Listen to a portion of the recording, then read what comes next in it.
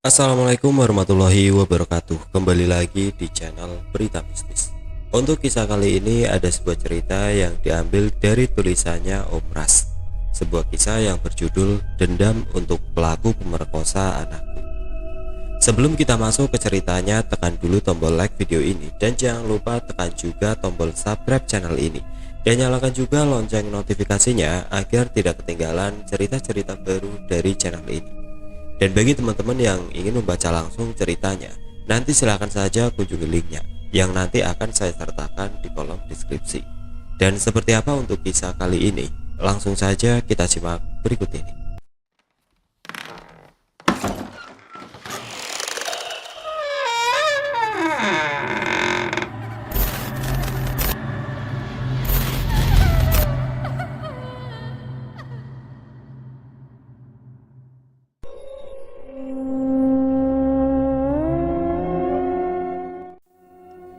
Seorang lelaki yang baru saja pulang dari pabrik tempatnya bekerja tampak sedang mengayuh sepedanya dengan cepat ketika melewati jalanan sepi menuju kontrakannya. Lelaki itu bernama Halil. Dia bekerja di salah satu pabrik di daerah tersebut. Biasanya ia pulang pada pukul 5 sore. Namun hari itu ia mendapat pekerjaan tambahan atau lembur sehingga mengharuskannya untuk pulang malam hari. Keringat dingin menetes dari dahi. Sepedanya mulai terasa berat setelah melewati pohon rambai di pinggir jalan di depan rumah kosong tadi. Detak jantungnya pun semakin kencang. Dek, dek, dek. "Oi, Alil," panggil seseorang dari arah yang berlawanan. "Iya," jawabnya cepat tanpa sadar. Namun ketika ia menghentikan kayuhan sepeda untuk melihat ke sekeliling, ternyata tidak ada siapapun di sekitar sana. Hanya ia sendirian saat itu. Dengan terburu-buru, Halil kembali mengayuh sepedanya secepat mungkin. Hingga beberapa saat kemudian, dari arah depan jalan itu, ia melihat seseorang berdiri dengan memegang sebuah kepala di tangannya, yang seketika membuat Halil beserta sepedanya terjatuh. "Man, Rahman!" panggil seseorang yang berlari ke arah kedua lelaki yang sedang berjaga di pos depan rumah besar tersebut. "Aduh, ada apa sih, Cuk? Orang lagi suruh-suruhnya dengerin cerita Rahman, malah diganggu," sungut Jupri dengan raut wajahnya yang ketus. Ya, cerita Halil barusan merupakan kisah yang diceritakan oleh Rahman untuk teman kerjanya tersebut, sekedar menemani mereka ngopi malam itu. "Itu bos, istrinya sakit, kalian diminta bantu bawa ke mobil," ujar Cuk Leni. "Ah, sakit apaan, Cuk? Perasaan sore tadi baik-baik saja." "Ya tidak tahu sakit apa, makanya itu mau dibawa Pak Bos ke rumah sakit. Cepetan sana, gak usah banyak tanya, sudah kayak wartawan saja," ujar Cuk Leni balas marah kepada keduanya. Sebelum mengikuti Cuk Leni dan Rahman masuk ke dalam rumah, Jupri terlebih dahulu menghabiskan kopinya yang sisa 2 jerihan. Kemudian ia langsung berlari ke dalam rumah. Di dalam kamar bosnya, mereka langsung mengucapkan permisi masuk untuk membantu. Di atas kasur mahal tersebut, istri bos mereka yang cantik itu sedang terbaring tidak sadarkan diri. Di spray tampak ada bercak-bercak darah yang menghitam. "Permisi Bu Bos, Pak Bos," ucap keduanya bersamaan ketika akan mengangkat tubuh istri bosnya tersebut. Namun beberapa kali percobaan mereka bertiga gagal untuk mengangkat tubuh wanita itu.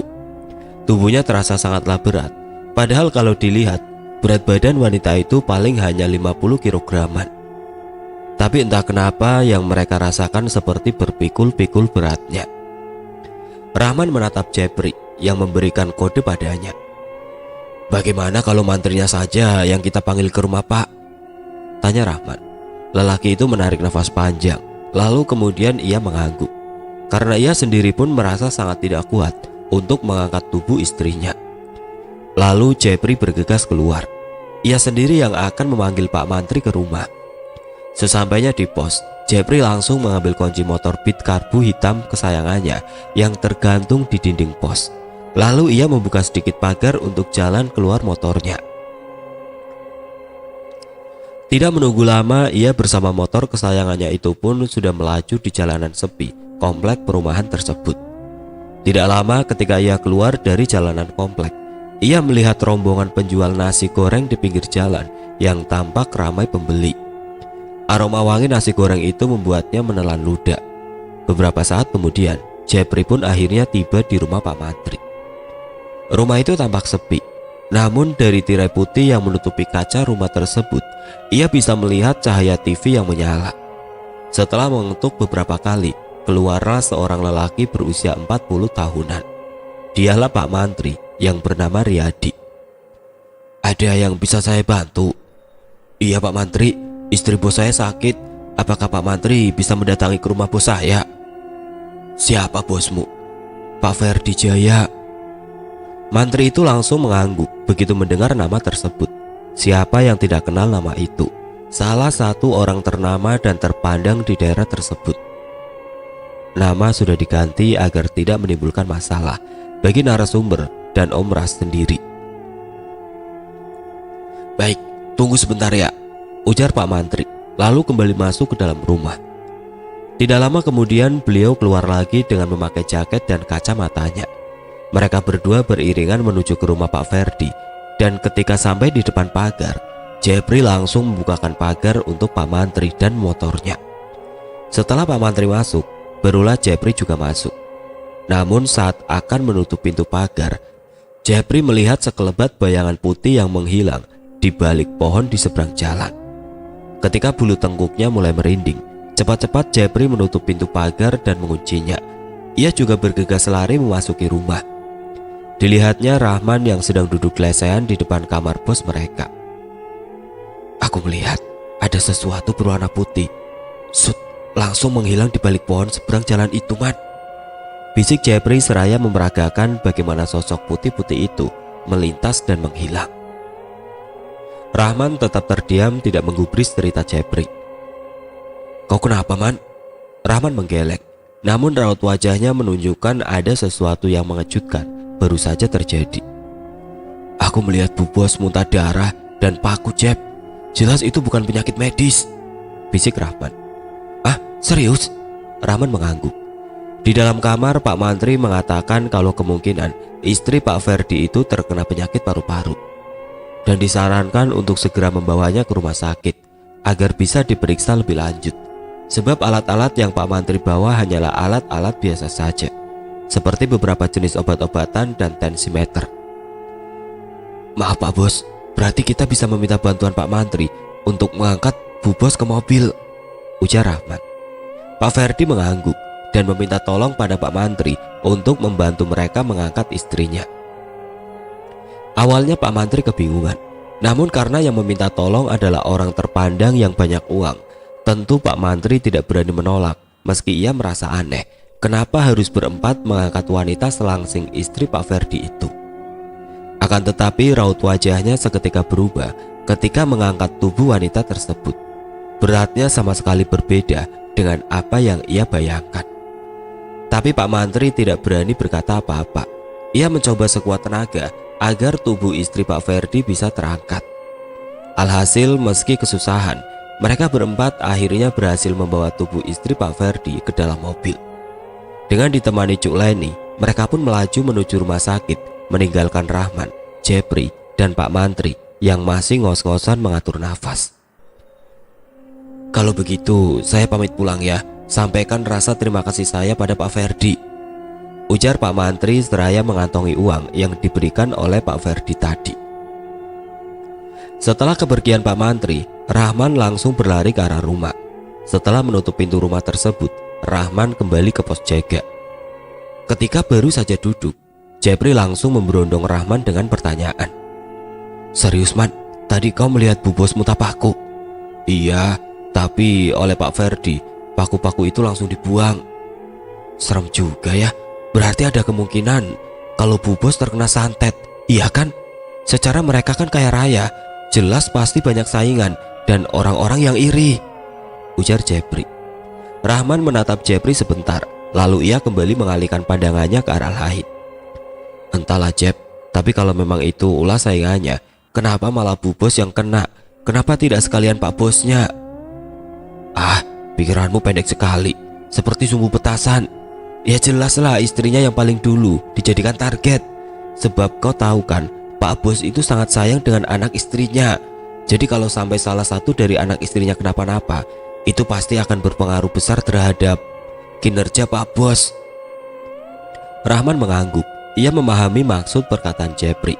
Namun entah kenapa rasanya ia tidak yakin.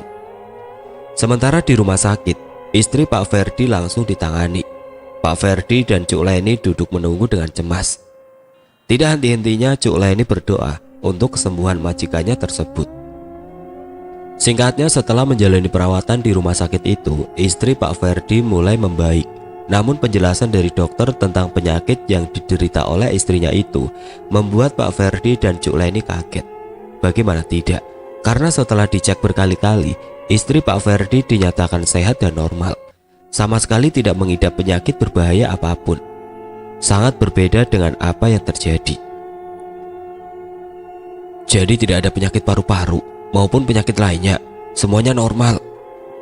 Dan benar saja, setelah beberapa hari berada di rumah sakit, istri Pak Ferdi sudah diperbolehkan untuk pulang dan hanya disuruh beristirahat yang cukup di rumah. Namun beberapa hari ia berada di rumah, wanita itu kembali sakit lagi. Tepatnya di sore itu, ketika ia makan bakso di teras bersama pekerja di rumahnya seperti Cuk Leni, Rahman dan Jepri. Ia batuk-batuk setelah menyeruput kuah bakso. Awalnya mereka mengira hanyalah kesedak biasa, namun ketika ia memuntahkan darah dan beberapa helai rambut dari mulutnya, tentu hal itu membuat Cuk Leni, Jepri dan Rahman kaget setengah mati. Kuah bakso itu bercampur dengan darah kental kehitaman. Mata Jepri melotot dan sontak tangannya menutup mulut. Cuk Leni langsung mengelus-elus punggung wanita itu, bermaksud supaya ibu bosnya merasa lebih baik setelah muntah tadi. Namun tidak hanya sampai di situ. Istri Pak Ferdi tersebut kembali batuk-batuk. Batuknya pun terdengar sangat aneh. "Ayo, bantu aku membawa ibu ke dalam," ujar Cuk Leni pada Rahman dan Jepri yang masih bengong. Tanpa diminta dua kali, mereka berdua langsung membantu memapa istri Pak Ferdi ke dalam rumah. Setelah keluar dari kamar bos mereka, Jepri dan Rahman saling diam-diaman. Mereka hanyut dalam pikirannya masing-masing. "Bu bos batuk darah dan rambut. Aku melihatnya dengan begitu nyata, Man. Sulit dipercaya, tapi aku melihatnya dengan mata kepalaku sendiri," gumam Jepri. Karena menyaksikan kejadian itu, akhirnya Jepri jatuh sakit. Ia tidak masuk kerja selama 2 hari. Dan 2 hari itulah Rahman berjaga seorang diri. Sementara di rumahnya, Jepri menanyakan perihal ciri-ciri orang terkena santet pada salah satu kerabatnya yang bernama kakek Yusuf. Yang kala itu beliau bertamu ke rumah keluarga Jepri. "Banyak macam ciri-ciri terkena santet, tergantung dari jenis santet apa yang dikirimkan. Ada yang di sekitar rumah terdengar seperti suara ledakan yang tidak diketahui sumbernya. Ada juga yang di atap rumah terdengar seperti lemparan batu. Dan yang paling umum adalah ditemukannya binatang-binatang aneh yang ukuran maupun bentuknya tidak lazim berada di dalam rumah, atau kemunculannya hanya pada sudut-sudut tertentu di dalam rumah itu. Lalu tidak lama setelahnya, orang yang ditargetkan akan mulai jatuh sakit." "Binatang seperti apa itu, Kek?"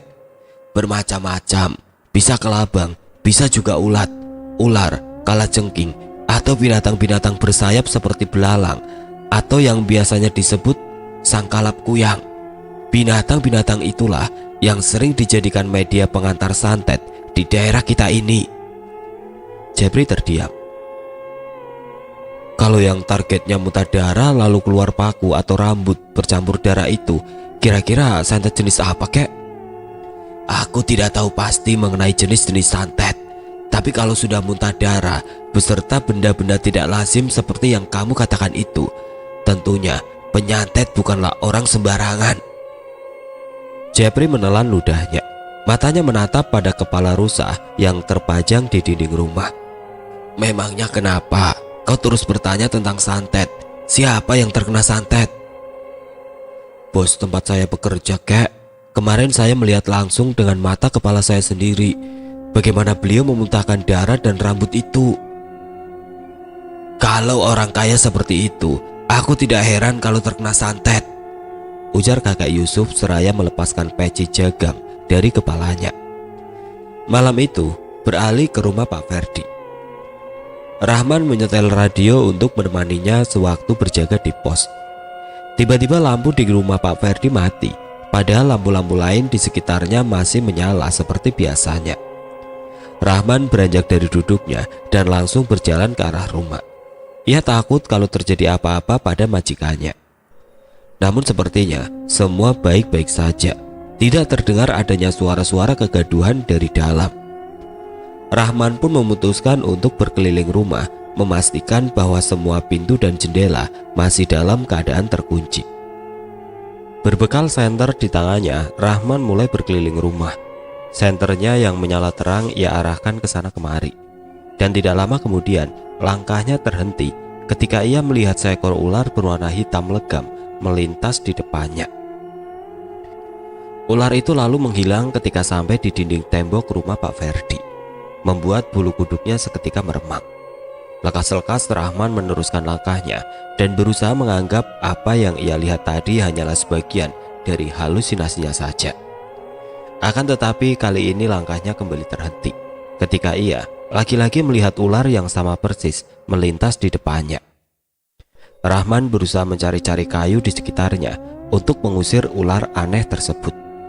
Namun belum lagi sempat menemukan kayu, ular itu kembali menghilang di dinding rumah Pak Ferdi. Kali ini sebelum melanjutkan langkahnya, terlebih dulu Rahman mencari kayu yang sekiranya nanti bisa ia gunakan untuk memukul ular yang ia rasa akan kembali muncul di depannya. Benar saja dugaannya, tidak berapa lama ia melangkah, ular yang sama kembali muncul. Kali ini tanpa berbibu lagi, Rahman langsung memukul ular tersebut dengan kayu yang ia bawa. Setelah benar-benar yakin kalau ular itu sudah mati, Rahman mendekatinya. Ia melihat di bagian perut ular ada garis lurus membelah perutnya berwarna kuning tua. Namun ketika akan menyentuh ular itu dengan sebuah ranting, senter yang ia pegang mendadak mati. Dan bersamaan dengan senternya yang kembali menyala, lampu di rumah Pak Ferdi pun juga menyala. Namun bangkai ular yang tadi ia bunuh lenyap hilang tak tahu kemana. Seketika bulu kuduk Rahman mulai meremang lagi. Ia langsung berbalik, kemudian berlari ke arah pos. Malam itu benar-benar mencekam. Bahkan suara kendaraan melintas di depan rumah pun tidak ada sama sekali.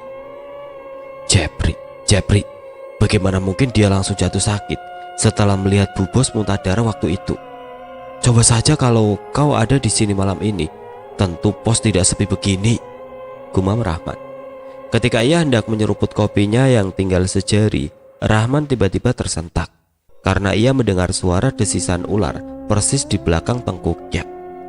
Akan tetapi ketika ia berpaling, tidak ada apapun di belakangnya. Lagi pula aneh rasanya jika ada ular yang berdesis di belakangnya, sementara ia saat itu duduk di atas kursi. Rahman menjadi sedikit lega. Ia lalu kembali menyetel radio dengan volume yang lumayan kencang. Suara siaran radio tiba-tiba saja berubah gemerisik dan lama-lama terdengar suara lain. Suara seorang perempuan yang membaca sesuatu dalam bahasa daerah mereka. Alis Rahman mengkerut. Sejak kapan pula di siaran radio ada yang seperti ini? Ujarnya sembari mencari-cari channel radio yang sebelumnya ia dengarkan. Namun anehnya, semua saluran radio menyiarkan suara yang sama. Akhirnya, karena ia tidak juga bisa menemukan siaran radio sebelumnya itu, membuat Rahman memilih untuk mematikan radionya. Malam itu terasa waktu begitu lambat berlalu. Sesekali Rahman menatap rumah Pak Ferdi, berharap ada seseorang yang keluar dari dalam rumah, sekedar untuk mengurangi rasa takutnya pada saat itu. Dari arah jalanan luar, terdengar suara kendaraan yang semakin mendekat, dan kemudian singgah di depan pagar. Man, Rahman, buka pagarnya man, panggil seseorang dari luar pagar. Jepri. Rahman lalu bergegas keluar dari pos dan berlari menuju pagar. Di sana ia melihat Jepri di atas motornya dengan mengenakan jaket tebal dan celana panjang. Rahman terlihat sumringah menyambut kedatangan temannya itu. Kau sudah sehat? Masih meriang man, tapi aku terus kepikiran kau, makanya aku datang juga malam ini, ujar Jepri setelah keduanya berada di dalam pos. Rahman melihat ke arah jam yang tergantung di dinding pos. Masih menunjukkan pukul 10:30 malam. Aku senang sekali kau datang, Cep. Tadi aku di sini sudah hampir. Rahman terdiam. Ia tidak melanjutkan perkataannya, membuat alis Jepri tampak berkerut. Apa? Tidak, bukan apa-apa. Oh ya, kau di sini sampai pagi kan? Ya tentu saja, memangnya kenapa? Rahman tersenyum sembari menggelengkan kepalanya. Ia enggan menceritakan apa yang baru saja ia alami tadi pada Jepri. Ia takut kalau ia ceritakan pada Jepri, temannya tersebut akan pulang dan meninggalkan dia sendiri di pos malam itu. Kau mau kopi? Boleh. Man, aku rasa bu bos kita memang terkena santet. Iya, aku tahu. Aku juga yakinnya begitu. Lalu Jepri menceritakan informasi yang ia dapatkan dari kakek Yusuf sebelumnya tentang ciri-ciri terkena santet. Aku baru saja melihat ular, Jep. Ularnya berwarna hitam legam dan menghilang seakan masuk ke dalam dinding tembok. Serius? Iya, aku melihat ular itu sekitar 3 ekor. Ukuran dan warnanya sama semua, Jep. Sampai-sampai aku berpikir itu adalah ular yang sama, tapi munculnya di tempat yang berbeda. Menurutmu apa itu termasuk ciri-ciri binatang kiriman? Aku tidak tahu, tapi aku rasa iya, jawab Jepri bergidik. Matanya beralih menatap ke arah rumah. Rumah besar nan mewah itu kini tampak menyeramkan. Bayangan kejadian-kejadian aneh yang menimpa bos mereka membuat keduanya semakin ketakutan. Bagaimana kalau kita usulkan bos untuk berobat ke orang pintar saja? Tanya Rahman. Tapi apa mereka percaya hal-hal seperti itu? Kita coba saja. Kalau tidak dicoba, mana kita tahu kan kalau bos percaya atau tidak? Jepri mengangguk tanda setuju dengan apa yang dikatakan oleh Rahman. Singkat cerita, keesokan paginya ketika bos mereka baru saja hendak pergi, Rahman dan Jepri langsung menghampiri Pak Ferdi. Kamu sudah sehat, Jepri? Kalau memang masih tidak sehat, jangan dipaksakan dulu masuk kerja. Nanti bisa semakin parah sakitmu. Iya Pak, saya sudah sehat. Saya sedikit meriang saja, jawab Jepri tersenyum. Ia memang sangat kagum dengan bosnya itu. Tidak hanya kaya raya, tapi juga sangat baik hati. Ia selalu memperhatikan kesehatan bawahan-bawahannya. Tapi entah kenapa ada saja yang berbuat jahat terhadap orang sebaik Pak Ferdi itu. Pak Bos, begini, apa tidak sebaiknya kalau ibu bos dibawa ke orang pintar saja? Tanya Rahman terbata-bata. Rencananya memang mau seperti itu, tapi saya tidak tahu di mana tempat tinggal orang pintarnya, jawab Pak Ferdi membuat keduanya kaget dengan mata melotot. Kalian tahu atau mungkin kenal dengan salah satu orang yang paham dengan hal seperti itu? Kalau memang kalian ada yang tahu, saya ingin diantarkan ke rumahnya. Rahman dan Jepri saling pandang. Saya sih tidak tahu Pak, tapi mungkin kakek saya tahu, jawab Jepri. Oh ya, kalau begitu nanti coba kamu tanyakan pada kakekmu rumah orang pintarnya di mana. Baik Pak Bos, nanti saya tanyakan pada kakek, jawab Jepri. Nah, ini untuk uang bensinmu, ujar Pak Ferdi seraya memberikan uang pada Jepri. Setelah memberikan uang bensin yang lumayan banyak itu, Pak Ferdi pun langsung pergi. Tidak lama Rahmat datang. Lelaki berusia 30-an itu adalah orang yang akan berjaga di siang hari. Lalu setelah berpamitan pada Rahmat, Rahman dan Jepri pun pulang. Nanti aku ke rumahmu ya Jep, ucap Rahman. Iya. Sekitar pukul 11 siang Rahman datang. Jepri saat itu sedang makan. Makan sini Man, ajak Jepri. Tidak menolak, Rahman langsung mengambil piring dan nasi. Di hadapannya terhidang lauk pauk sederhana namun memiliki kenikmatan bintang 5. Sambal terasi, sayur pepaya muda yang direbus, timun, dan daun singkong beserta lauknya seperti ikan asin goreng atau bakar, telur dadar, dan tahu tempe goreng membuat Rahman dan Jepri makan dengan sangat lahapnya. Rahman memang selalu berselera bila makan di rumah Jepri, karena ibunya Jepri memang sangat rajin memasak berbagai macam lauk pauk yang enak. Berbeda dengan ibunya Rahman yang hanya memasak satu macam makanan setiap harinya. Selesai makan, mereka duduk santai di pelataran sambil melihat anak-anak kecil yang bermain. Enaknya jadi anak-anak ya kan, Cep? Tidak perlu memikirkan rumitnya kehidupan, ujar Rahman. Ya, kita pun dulu pernah berada di posisi mereka, Man. Tidak jarang juga kita dipukuli karena lupa waktu. Ya, meskipun begitu, rasanya aku ingin sekali kembali dan mengulang masa-masa itu, Jep. Jepri tersenyum. Ayo, kita ke rumahnya kakekku, ajak Jepri. Rahman mengangguk. Ia mengekor di belakang Jepri. Tidak berapa lama mereka berdua tiba di halaman rumahnya kakek Yusuf. Kebetulan sekali lelaki tua itu ada di rumahnya hari itu, karena biasanya beliau suka sekali berjalan-jalan ke rumah sanak keluarga. Saat itu kakek Yusuf terlihat sedang memainkan ayam jagonya yang memiliki bulu berwarna putih kehijauan itu. Ada apa, Jeb? Mau beli ayam lagi? Tanyanya sambil tertawa. Tidak, kek. Aku kesini ingin menanyakan, kira-kira kakek kenal atau tidak dengan orang pintar?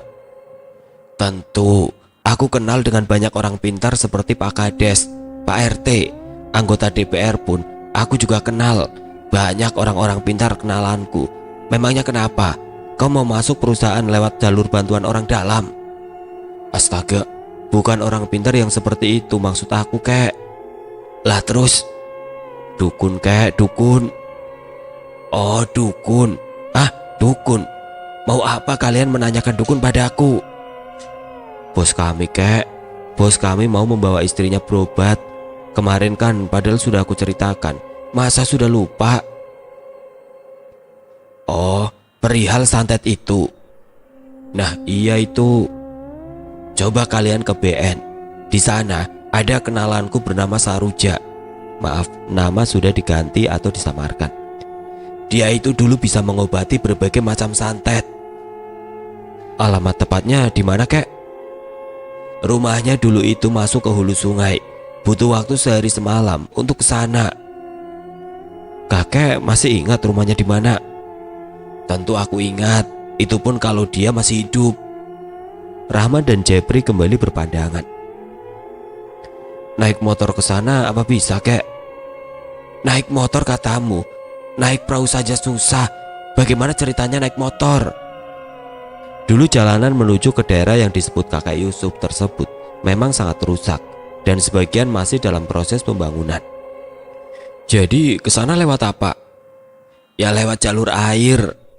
Tadi katanya pakai perahu susah. Ya itu memang susah karena banyak kikam yang harus dilewati di sungai mengarah ke rumah orang yang aku maksud itu. Kalau masih di Sungai Barito ini, jangankan pakai perahu, kalian pakai tongkang sekalipun tidak akan ada kendala. Jepri terdiam. Tapi di daerah BN itu kan terkenal sekali ya, kek, dengan hal-hal gaibnya. Bahkan burung kita sendiri pun bisa dihilangkan oleh mereka. Maka dari itu, kalian kalau ke sana jangan macam-macam. Berkelakuanlah yang sopan, selayaknya pepatah, di mana bumi dipijak, di situ langit dijunjung. Aku ini dulunya itu perantauan juga, tapi aku tidak pernah berkelakuan aneh-aneh yang memicu emosi orang-orang di desa yang aku tempati. Kita sopan, orang pun segan. Iya betul, kek, ujar Rahman. Jadi kapan kalian akan ke sana?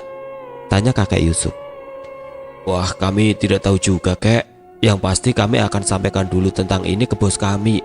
Dan semisal beliau meminta diantarkan, apakah kakek bersedia mengantarkannya? Kalau ada uang aku jalan, tapi kalau tidak ada, parai, jawab kakek Yusuf tertawa. Malam harinya Rahman dan Jepri yang berada di pos didatangi oleh Pak Ferdi. Bagaimana, Jep? Apa kata kakekmu? Tanya Pak Ferdi. Lelaki itu tampaknya benar-benar serius. Ada, Pak, tapi butuh 1 hari 1 malam untuk rumahnya. Pak Ferdi menghela nafas panjang. Tidak mengapa, asalkan ada. Kalau begitu, lebih baik secepatnya kalian ke sana ya. Saya benar-benar minta tolong untuk ongkos dan lain-lain. Kalian jangan khawatir. Kami berdua, Pak? Iya, kalian berdua. Yang jaga nanti siapa? Masalah itu kalian tidak perlu khawatir. Saya akan meminta Rahmat, Anang, dan Imron untuk bergantian berjaga selama kalian tidak ada. Jadi sebaiknya kami berangkat hari apa, Pak? Tanya Jeffrey. Lebih cepat lebih baik. Bagaimana kalau besok? Apa kalian tidak sibuk? Tidak, Pak. Bagus. Besok pagi sebelum pulang, kalian temui saya terlebih dulu ya. Selamat malam dan selamat bertugas. Malam itu lagi-lagi lampu mati mendadak di rumah Pak Ferdi. Kemarin malam itu juga begini, Jeff. Lampunya mati. Yang mati juga cuma di rumahnya Pak Bos. Kita periksa yuk. Rahman dan Jeffrey membawa senter masing-masing untuk memeriksa sekitar rumah bos mereka itu. Saat Jeffrey mengarahkan senternya ke bawah, ia tampak kaget melihat kelabang besar yang berjalan cepat mengarah ke dinding rumah. Man, ada kelabang. Rahman lantas melepaskan sendalnya dan bermaksud untuk memukul kelabang tersebut. Namun entah bagaimana tiba-tiba saja kelabang yang ia pukul itu menggigitnya. Rahman menjerit kesakitan. Cepat-cepat Jeffrey mengajaknya lari menuju pos. Jeffrey menyulut rokok dan mendekatkan api rokok itu pada luka gigitan kelabang di tangan Rahman. Rahman meringis. Bagus, kalau itu tadi kelabang biasa. Tapi bagaimana kalau misalnya itu tadi kelabang jadi-jadian? Kau jangan menakut-nakuti aku, Jeff. Kau bertindak gegabah. Bagaimana kalau besok tanganmu bengkak parah dan membusuk? Kau tidak pikirkan itu? Rahman masih meringis menahan sakit. Benar saja apa yang dikhawatirkan Jeffrey. 1 jam setelahnya, Rahman langsung demam dan pusing. Tapi tidak sampai bengkak parah seperti apa yang dikatakan Jeffrey sebelumnya. Bengkaknya hanya di sekitaran bekas gigitan saja. Rasanya nyut-nyutan, Jeff. Sakit sekali. Jeffrey berpikir sejenak. Ia teringat perkataan kakek Yusuf. Man, coba bangun dulu sebentar. Dengan susah payah Rahman bangun mengikuti Jeffrey yang berjalan keluar pos. Julurkan tanganmu yang digigit kelabang tadi, perintah Jeffrey. Tanpa bertanya, Rahman langsung mematuhi perintah Jeffrey. Dan tanpa aba-aba, Jeffrey lantas mengencingi tangan Rahman. Sontak saja Rahman langsung menarik tangannya. Bangsat, sialan kau bangke, bentak Rahman. Gus, kau sudah sembuh rupanya. Manjur juga air kencingku, ujar Jeffrey. Apa-apaan kau, Jeff? Kau pikir aku sedang bergurau, ah? Loh, itu tadi aku baru saja mengobatimu padahal. Karena kata kakekku, luka yang bekas gigitan kelabang itu harus dikencingi biar cepat sembuh. Rahman tidak berkata apa-apa. Lekas-lekas ia membasuh tangannya. Keesokan paginya Rahman sudah jauh lebih baik. Mereka berdua menghadap Pak Ferdi, seperti pesan Pak Ferdi semalam. Rupanya Pak Ferdi memberikan sejumlah uang untuk perjalanan keduanya. Saya benar minta tolong pada kalian berdua. Semoga dengan ini istri saya bisa diobati, ujar Pak Ferdi. Rumah itu benar-benar sepi. Istri Pak Ferdi pun tidak terlihat sama sekali. Kami akan melakukan yang terbaik, Pak. Terima kasih banyak, Rahman, Jeffrey. Selesai membereskan barang bawaan mereka masing-masing, Jeffrey dan Rahman pun pergi ke rumah kakek Yusuf.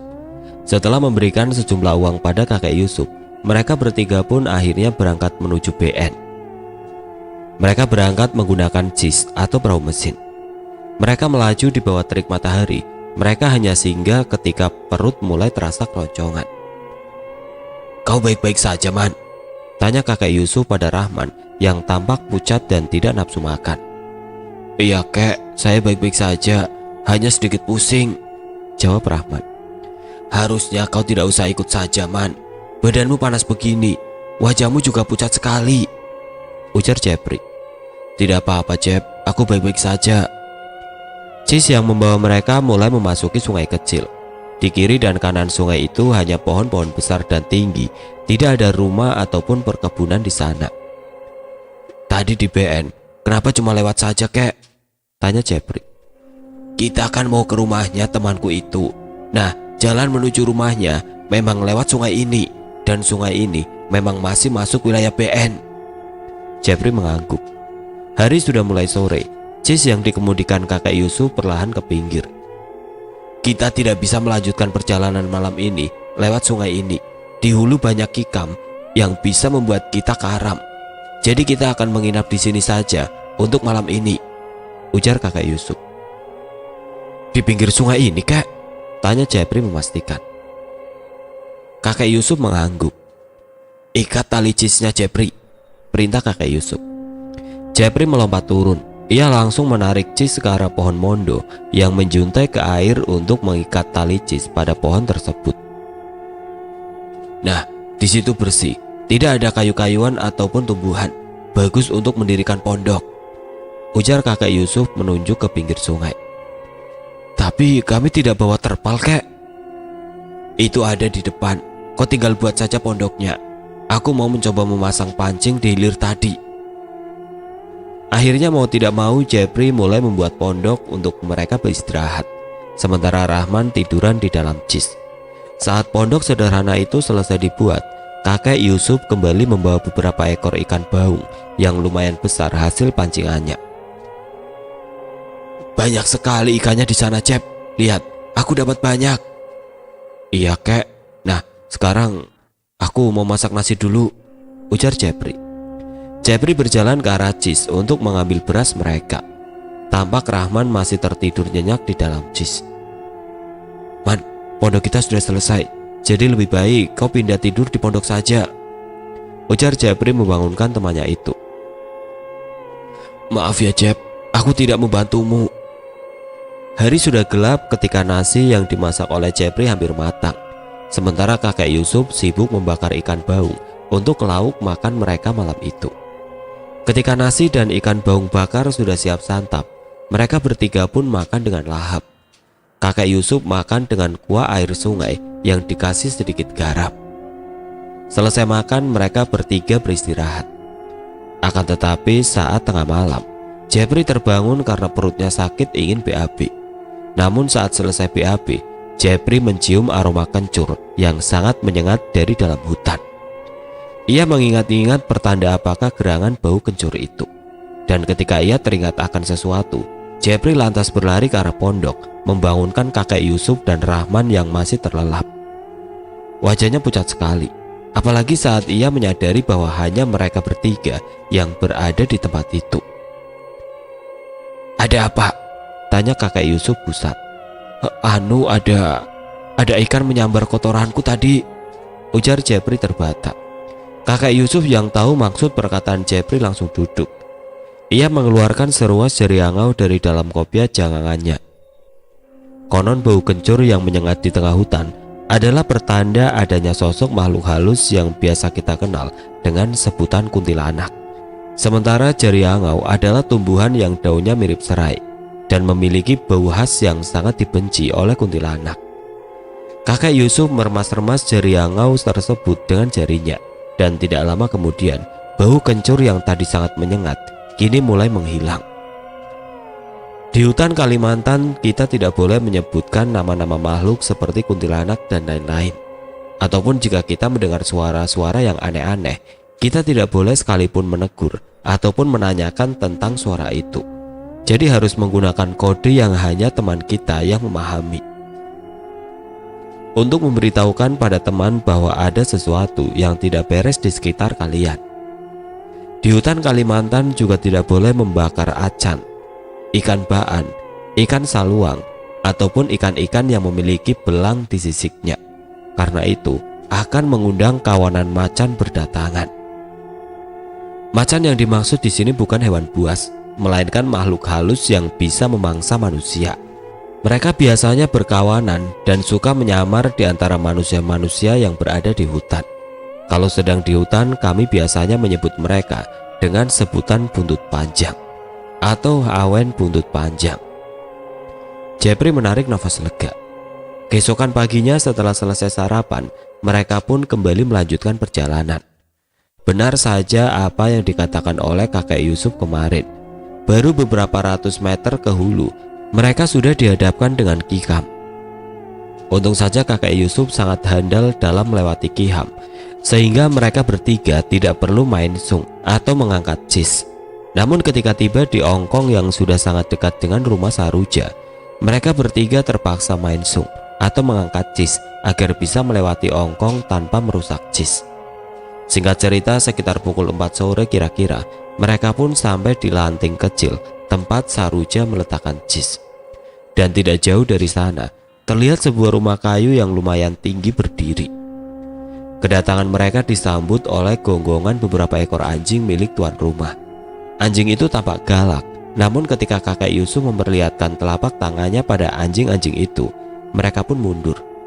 Jepri bergelayut di lengan Rahman, sambil sesekali ia memburu anjing yang hendak mendekatinya. Us, ujar Jepri ketakutan melihat wajah ganas anjing-anjing tersebut. Sontak saja kelakuan Jepri itu ditegur keras oleh Rahman yang takut kalau hal tersebut akan menyinggung pemilik anjing tersebut. Tak tak. Pintu diketuk oleh kakek Yusuf, namun tidak ada jawaban dari dalam.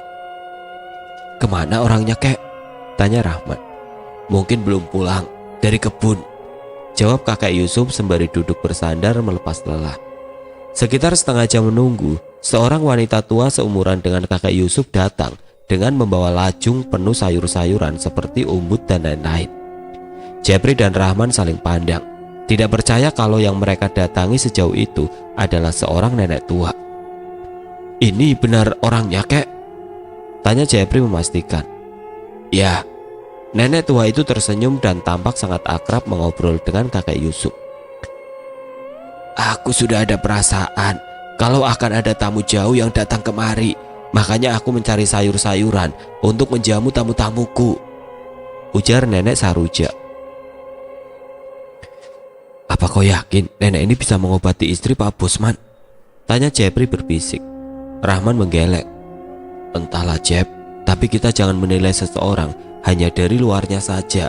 Siapa tahu kalau nenek ini ilmunya memang tinggi, balas Rahman berbisik. Aku berharap memang begitu, ujar Jepri. Saat berada di dalam rumah, nenek Saruja menatap lekat pada Rahman. Kemari, perintahnya pada Rahman. Saya, Nek? Tanya Rahman memastikan. Tanganmu masih sakit? Tanya nenek Saruja tiba-tiba, yang tentu saja membuat Rahman dan Jepri terbelalak kaget. Tangan, Nek? Iya, tanganmu yang terkena gigitan kelabang itu. Ah, bagaimana nenek tahu? Tanya Jepri dengan mata melotot. Tanpa menjawab pertanyaan Jepri, nenek Saruja menarik tangan Rahman dan mengeluarkan sepa sirih dari dalam mulutnya, lalu menempelkan sepa itu ke luka bekas gigitan kelabang di tangan Rahman. Rahman merasa luka itu berkedut-kedut dan sangat nyeri sekali, sampai-sampai ia meringis kesakitan dibuatnya. Kau termasuk kuat, Cuk. Kalau tidak, mungkin keadaanmu sudah sangat parah sekarang, ujar nenek Saruja.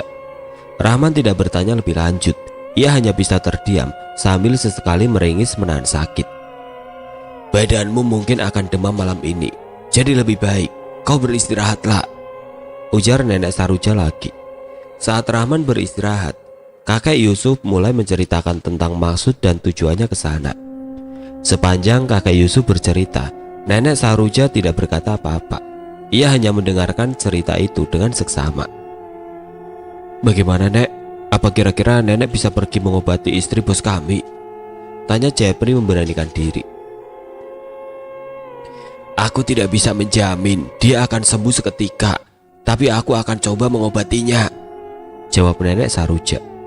Berarti nenek mau mengobati istri bos kami? Tanya Jepri memastikan. Nenek Saruja mengangguk. Malam itu mereka makan bersama dengan lauk pauk yang dimasak oleh nenek Saruja. Dan setelah makan malam itu, tubuh Rahman mulai demam panas. Ia meracau tidak karuan. Namun keesokan paginya, ia bangun sudah dalam keadaan sehat kembali. Selesai sarapan pagi itu, mereka pun berangkat.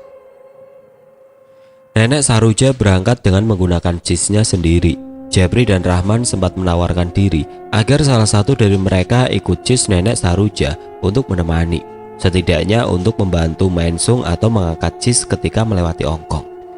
Namun niat baik mereka itu ditolak oleh nenek Saruja. Wanita tua itu berkata, kalian berdua temanilah si Yusuf, karena dia lebih membutuhkan pertolongan kalian ketimbang aku.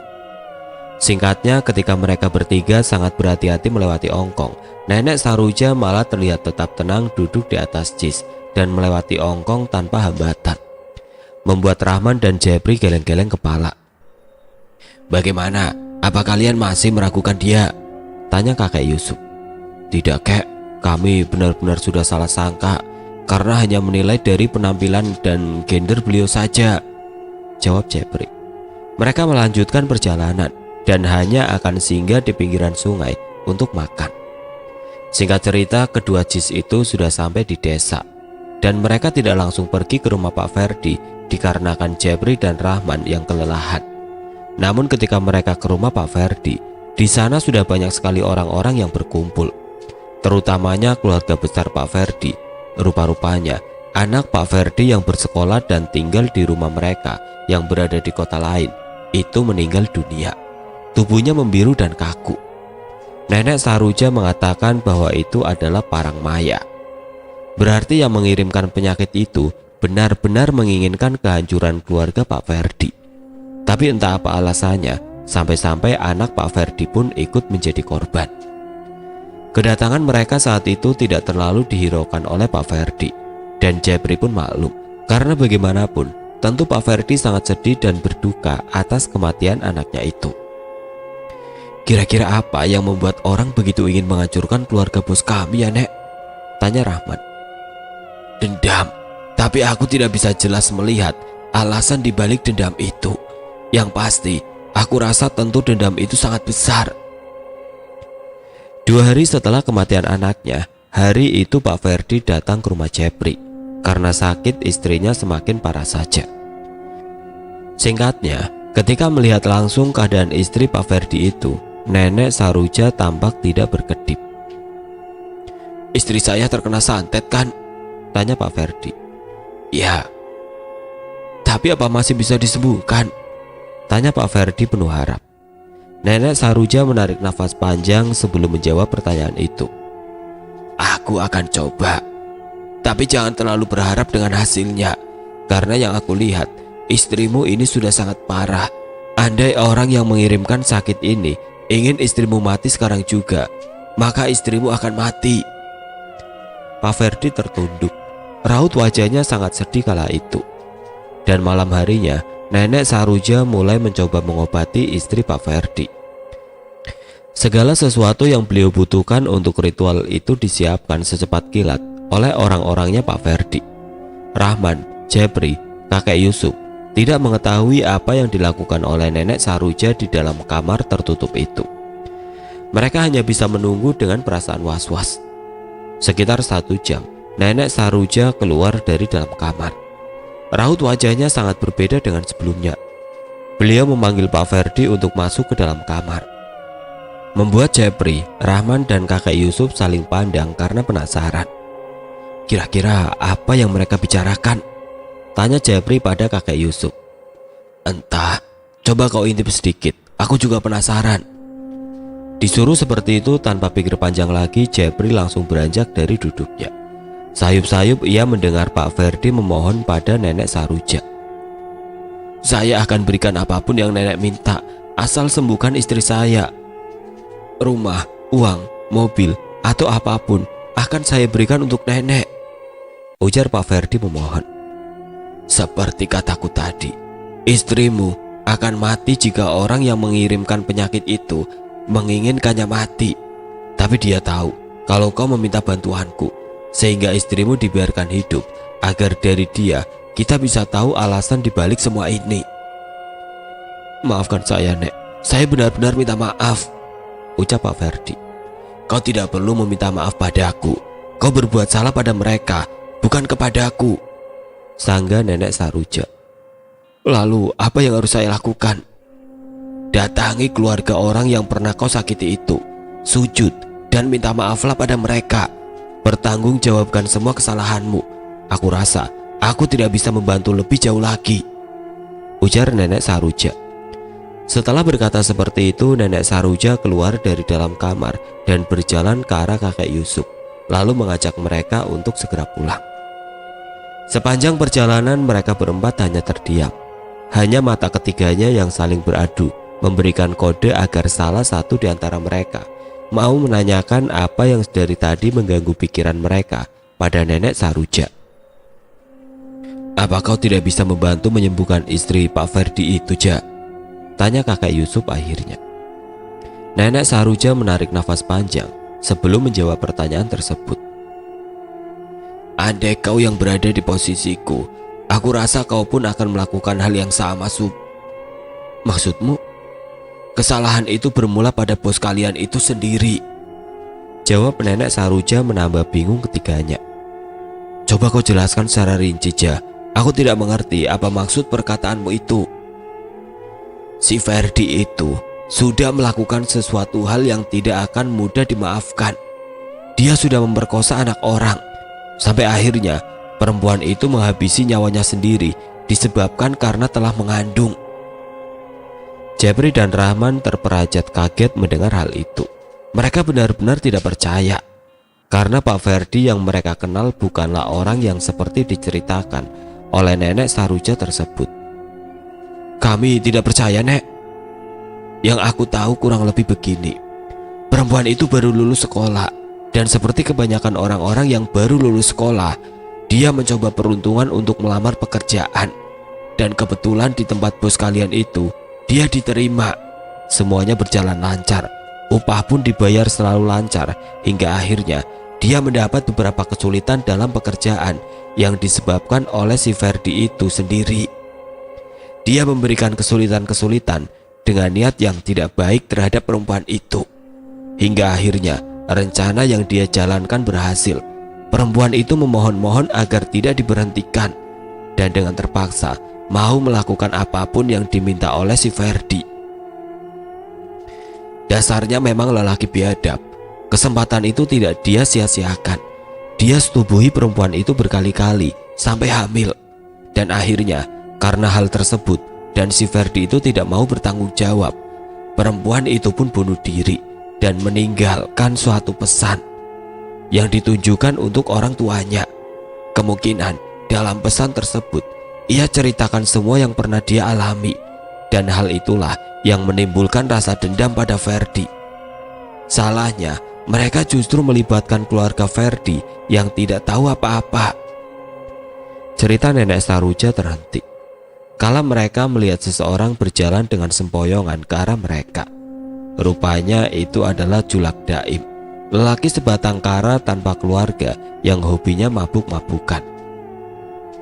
Kalau sudah tiada, baru terasa, ujarnya bernyanyi dengan suara parau yang tidak enak didengar. Perempuan, malam-malam begini kok sendirian? Sapanya pada Nenek Saroja.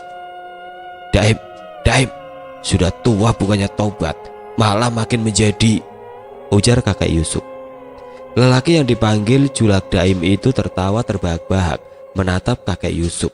Setelah itu ia kemudian berlalu sambil terus bernyanyi.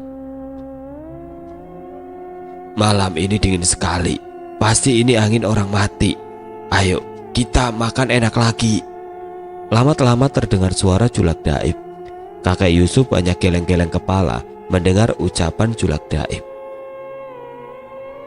Oh ya, Nek, kalau misalkan Pak Ferdi minta maaf pada keluarga si korban itu, apa kemungkinan istri Pak Ferdi bisa sembuh? Tanya Rahman. Entahlah, tapi tidak ada salahnya untuk meminta maafkan, terlepas mereka mau memaafkan atau tidak. Singkatnya, setelah sampai di rumah, Nenek Saroja langsung meninggalkan mereka bertiga yang masih mengobrol di luar. Di dalam ruangan tersebut, Nenek Saroja langsung menghidupkan perapin dan kemenyan. Beliau duduk bersila dengan mata tertutup. Kira-kira Nenek Saroja kenapa ya? Tanya Jepri. Kakek Yusuf mengangkat bahunya, lalu perlahan beliau beranjak untuk mengintip apa yang sedang dilakukan oleh Nenek Saroja. Jepri menyenggol lengan Rahman yang duduk di sebelahnya, memberi isyarat pertanyaan. Namun sama seperti Jepri, Rahman pun tidak mengetahui apa yang sedang terjadi. Kakek Yusuf masih memperhatikan Nenek Saroja yang tampak tengah duduk bersila di depan perapin tersebut. Entah apa yang sedang beliau lakukan, tapi kakek Yusuf yakin itu pasti ada hubungannya dengan istri Pak Ferdi. Malam semakin larut, udara dingin kian terasa menusuk. Di dalam rumah, kakek Yusuf, Jepri dan Rahman masih duduk menunggu kemunculan Nenek Saroja. Tiba-tiba dari dalam ruangan tadi terdengar suara batuk Nenek Saroja. Karena khawatir, ketiganya langsung beranjak untuk memeriksa apa gerangan yang terjadi di dalam. Tampak di dalam ruangan itu beliau duduk berselonjoran kaki dengan kedua tangan ke belakang menyangga badan. Keringat memenuhi wajahnya yang keriput. Helaan nafasnya pun terdengar terengah-engah. "Nenek, apa yang terjadi, Nek?" tanya Rahman. "Istri bos kalian itu sudah mati," jawabnya membuat Jepri dan Rahman terengah-engah. "Ah, Nenek jangan bercanda, Nek," ujar Jepri. "Kau pikir aku sedang bercanda? Buat apa aku mempercandakan nyawa seseorang? Bodoh." Jepri terdiam, ia tidak berani berkata apa-apa lagi setelah dibentak seperti itu oleh Nenek Saruja. Dan keesokan paginya, apa yang dikatakan Nenek Saruja terbukti. Istri Pak Ferdi sudah meninggal. Di saat acara pemakaman banyak sekali orang-orang hadir, termasuk Nenek Saruja yang melihat dari kejauhan. Namun ada yang aneh pada tatapan beliau. Sedari awal datang mata beliau terfokus pada salah seorang yang hadir di acara pemakaman itu. "Ada apa dengan orang itu, Ja?" tanya kakek Yusuf. "Dialah orangnya." Mendengar jawaban singkat itu, kakek Yusuf langsung paham. Memang benar, orang tersebut adalah orang tua gadis yang dikabarkan meninggal karena bunuh diri itu. "Oh, jadi mereka," gumam kakek Yusuf. Wajahnya tanpa ekspresi. Dia mematung berdiri di sana, namun dapat disimpulkan dari tatapan matanya, ia terlihat sangat puas dengan apa yang menimpa keluarga Pak Ferdi. Dan ketika acara selesai, orang itu berjalan menghampiri Nenek Saruja. "Dia pantas mendapatkan semua itu, agar dia merasakan bagaimana sakitnya kehilangan orang yang paling berharga di hidupnya," bisik orang tersebut. "Tapi kau salah. Kenapa kau libatkan keluarganya yang tidak tahu apa-apa? Harusnya kau bunuh saja pelakunya, jangan keluarganya." "Di matamu, mungkin aku salah, tapi menurutku aku sudah benar. Orang seperti itu tidak pantas langsung mati, tapi dia harus merasakan apa yang aku rasakan ketika melihat anakku mati. Melihat orang-orang terkasihnya mati di depan mata disebabkan oleh kesalahannya akan jauh lebih menyiksa," lanjut orang itu. Mendengar perkataan orang itu, Nenek Saruja hanya bisa menggeleng. Ia tidak tahu lagi harus berkata apa, karena bila dendam sudah memuncak, apapun pasti akan dilakukan, dan yang salah pun akan tetap benar di mata mereka. Dan pada akhirnya usaha Pak Ferdi bangkrut. Dia juga sakit-sakitan hingga meninggal dunia menyusul anak dan istrinya.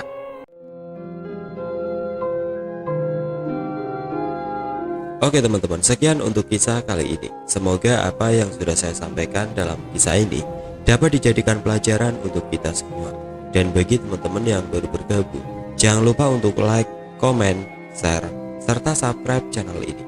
Dan nantikan kisah-kisah horor berikutnya tetap di channel Berita Mistis. Wassalamualaikum warahmatullahi wabarakatuh.